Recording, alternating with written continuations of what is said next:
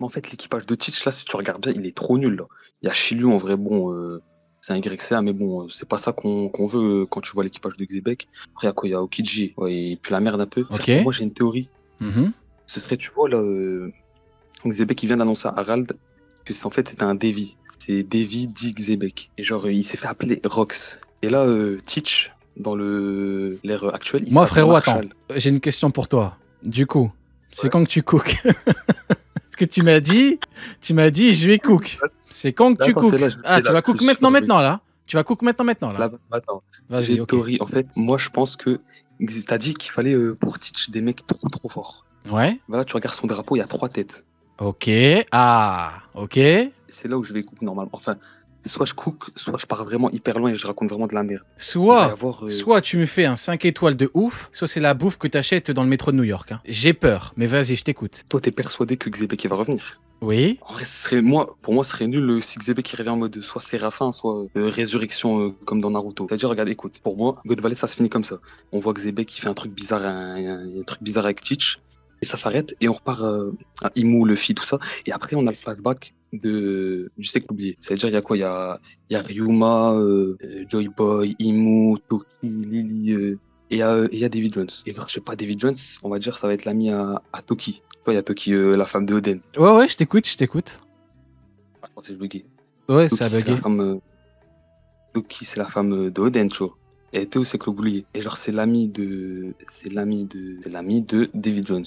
Et du coup, David Jones, il va se faire ramener. Genre, il aura un enfant, et son enfant sera Teach. Attends, j'ai l'impression. Je bug ou pas? Non, on t'écoute. Continue. Je crois que je buguais. Non, pas de Mais en bug. fait, genre, je sais pas, tu vois, Toki, il y aura le bail un peu. La guerre Imu, Joy Boy et David Jones. Et genre, il va se passer une Frérot, je galère te jure, bizarre. Mais frérot, tu me parles comme si t'étais Oda. T'es là, on dirait Oda qui parle à son éditeur. Alors là, il y aura ça, il va faire frérot. Nuance un petit peu, je sais pas. T'es là, on dirait t'es Oda qui me dit il y aura quoi, frérot. Arrête, je sais pas. Vas-y, continue.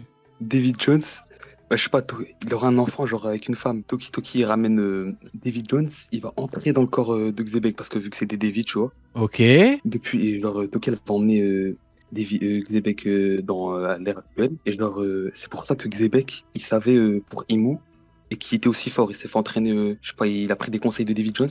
Et du coup, là, Xebec, il est entré en Teach. Et du coup, il y a Xebec, Teach et Marshall il y a Xebec, Teach et David Jones. Du coup, il y a David Jones et comment il s'appelle Xebec? Pardon. Il y a David Jones et Xebec en Teach. Et du coup, Teach, il lui faut un pouvoir, genre, pour aller sortir. C'est pour ça qu'on dit David Jones les ténèbres. Je valide pas la théorie, du coup. C'est À pas la que je fin, valide pas, frérot. Tu me dis je vais cook, je sais pas quoi. Il y a 40 mecs dans le cheat, on a rien compris. Qu'est-ce que tu veux C'est que je. pour me faire pardonner, je vais te dire 2 petits trucs en vite fait. Compliqué de te faire pardonner là. Tu vois, Oda, il dit quoi? Il dit quoi sur Akainu? Il dit que Akainu, il pourrait trouver le One Piece en 1 an. Akainu, il trouve le One Piece en 1 an. Et tu vois, tout le monde, c'est-à-dire, les gens, ils se disent quoi? Ils se disent, ouais, Roger, il a trouvé en 20 ans le One Piece, tout ça. C'est-à-dire Oui. que Akainu, il a le niveau encore plus. Exactement, comme Kuzan qu'il a combattu pendant 10 jours, tout à fait. Et vu que Barbe Noire est plus fort que Kuzan, Barbe Noire vaut 40 Roger. Exactement, ils ont raison ces mecs-là. Là, on parle football, oui. Et tu vois, le QG de Marineford. Le QG de Marineford.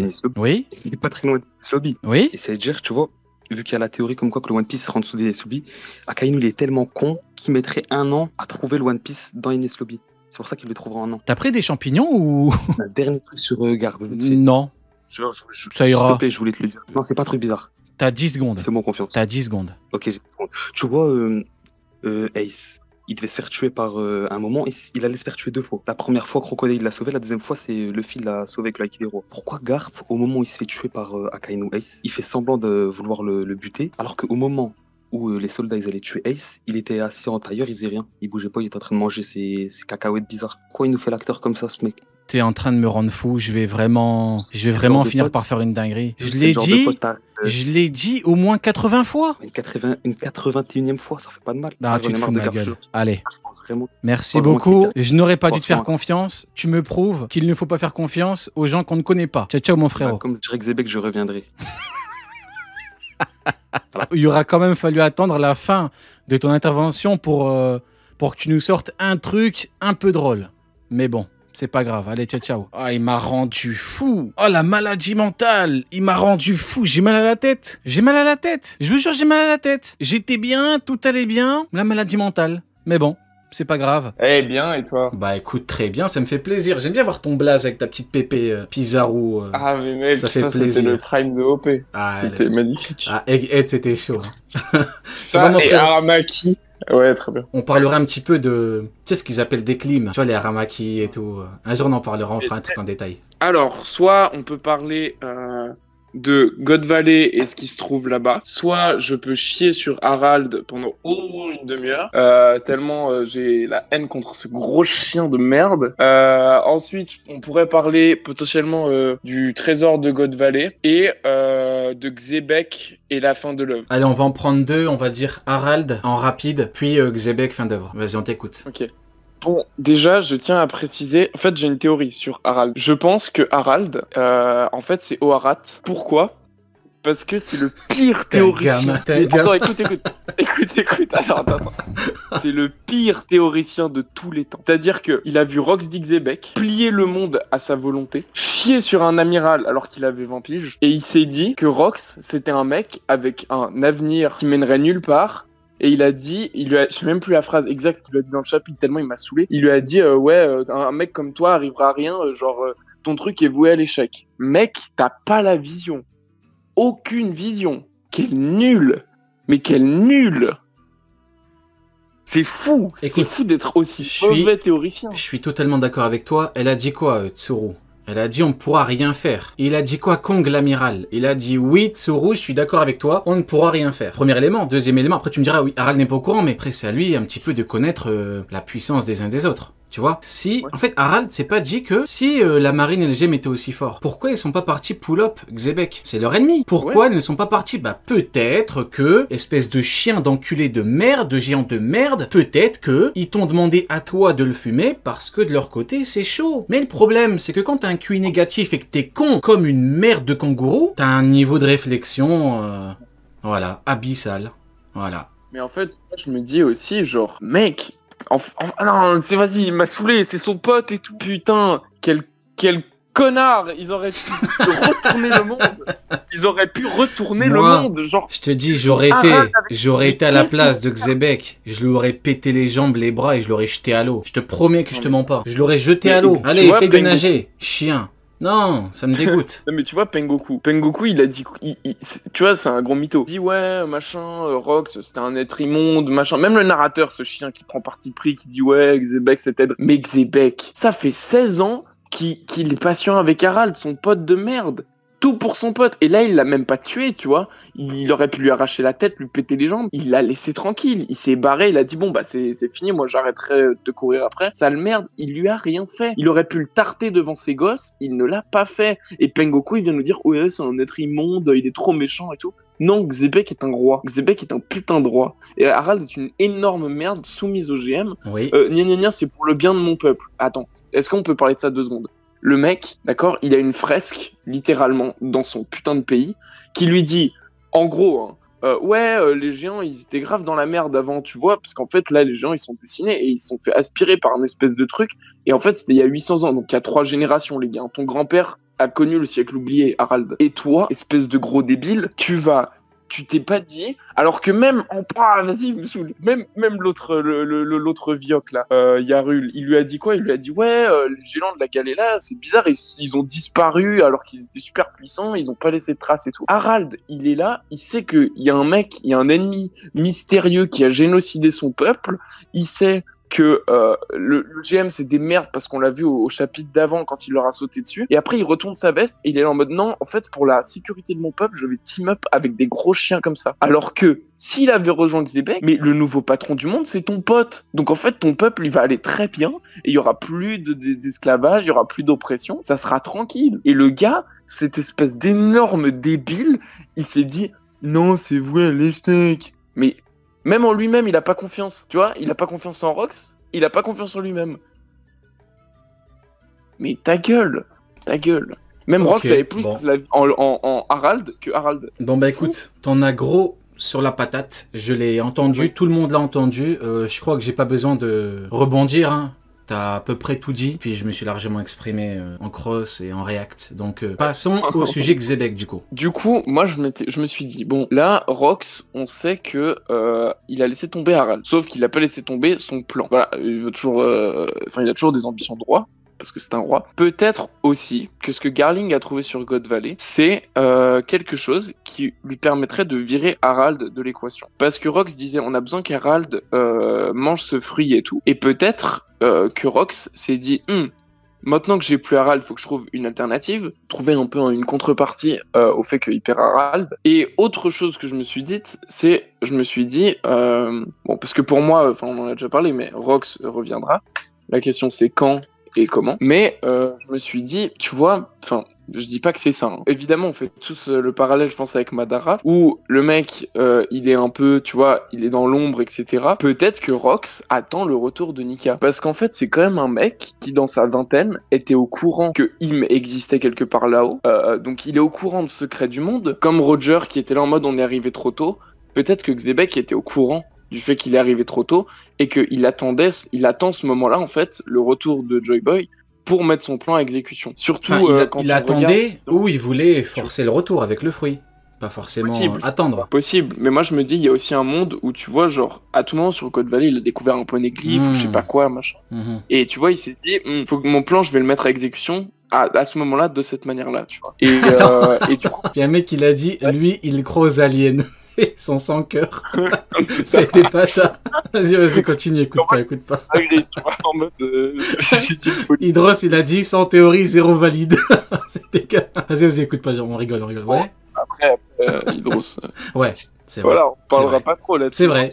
Non, mais oui, je vois. Mais non, mais voilà, du coup, peut-être aussi que Rox a prévu. Je me dis, il y a un monde où il a perdu et il y a un monde où il a aussi prévu de se cacher ou tu vois d'être dans l'ombre en attendant ce moment-là. Je dis que c'est une possibilité. Moi, c'est pas forcément ce à quoi je pense, mais moi ça m'intéresse beaucoup quel rôle il aura en fait à la fin d'OP. C'est ça que en vrai on pourrait discuter aussi, tu vois, de toi, qu'est-ce que tu penses, quel rôle en fait il va prendre, surtout je pense à Imo en fait. Le rôle de qui? Tu penses de Xebec par rapport à Imo? À la fin de l'œuvre, tu vois, en tant qu'antagoniste. Comment est-ce que tu le vois là-dedans? Bah en fait, moi déjà j'ai un problème. En fait, on a appris que la relation Xebec-Roger est plutôt amicale. Alors oui, le narrateur nous dit que à tout moment ça peut péter, mais c'est pas des ennemis en mode ils se reprochent des choses, ils ont envie de se la foutre sur la gueule et tout. Tu vois ce que je veux dire? Roger aime bien Shaki, il voudrait également la libérer. Oui, d'accord. Donc en fait, quand il dit Xebec attend et que Xebec lui dit dégage Roger. Et je me dis, je sais pas ce que t'en penses, mais il y a un monde où, à l'instant T, Roger il voulait peut-être même pas combattre Xebec à ce moment-là. Et que voilà pourquoi Xebec lui a dit dégage, on n'a pas besoin de combattre. Parce qu'en fait, au plus on avance, au plus Oda fait de Xebec un espèce de Robin des Bois plus. Je dirais même un espèce de Roger plus. Dans la mesure où, un Roger, sauf qu'il s'attaque directement à la marine, au GM. Donc je me dis, le rôle de Xebec, et c'est en lien direct avec ta question par rapport à la fin, en fait, il est pas mauvais, Xebec. C'est extrêmement louche cette histoire, je sais pas ce que t'en penses. Mais en fait, moi, c'est ce que j'avais dit, et d'ailleurs, on m'avait trop chié dessus quand j'avais dit ça, que en fait, Rox et Roger avaient dû, pas forcément avaient dû, mais en tout cas avaient pu peut-être team up contre Imu, et que Imu aurait été sur God Valley. Parce qu'en fait, le truc, c'est qu'aussi, je t'avoue, encore plus depuis le flashback, je me dis, mais Roger, s'il a arrêté un mec comme Xebec, c'est ce qu'on disait à l'époque, tu vois, mais genre, pourquoi il l'a arrêté? Peut-être parce qu'il allait devenir trop dangereux, mais là... Il est pas dangereux, il est là le problème, donc...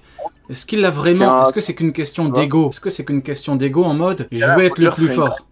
Tu vois ou pas? Ça me fait un peu penser à Goku. Tu vois, Goku dans Dragon Ball, quitte à parfois faire des trucs de fou, où, tu vois, avec son enfant, il veut que son enfant le surpasse, du coup, il donne un truc à Cell. Tu vois, il l'a fait pour des raisons qui... Voilà. Je me dis, est-ce que Roger, fondamentalement, est-ce qu'il voudrait pas juste être le plus fort? Je sais pas, moi, ça me paraît... C'est trop. En fait, tu vois, je suis là en mode, je me pose la question de qu'est-ce qui a pu se passer pendant cet affrontement pour que Roger ait une raison légitime de péter la gueule à Rox. Parce que là, ils s'entendent plus ou moins bien, et Rox, pour l'instant, est pas une menace, je veux dire, pour Roger ou même pour le monde. C'est pas tu vois, un Pain ou un Madara vision beaucoup trop disons extrémiste de la paix. Je veux dire, lui il veut juste renverser le GM, tu vois. Après, genre rien de fou. Il y a quelqu'un, il a dit en même temps que j'étais en train d'y penser, un mec a dit actuellement il paraît pas méchant, mais peut-être qu'il y aura un... Il va devenir... Lui il parle de la trahison de Harald, peut-être qu'il va être entre guillemets méchant. Ouais. Moi je me dis à d'autres choses. Peut-être qu'il y a des éléments, des événements qui vont le pousser à se radicaliser entre guillemets.